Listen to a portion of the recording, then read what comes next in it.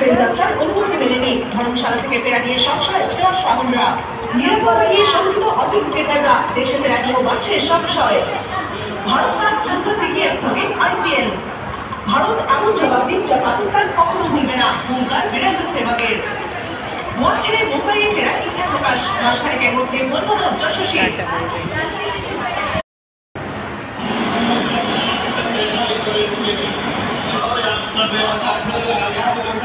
বন্ধুরা এখন বাড়িতে ফিরছি। মারাত্মক গরম, মেট্রো করে ফিরছি। ভীষণ গরম। মেট্রো স্টেশনে বসে আছি, এখনো ট্রেন আসেনি।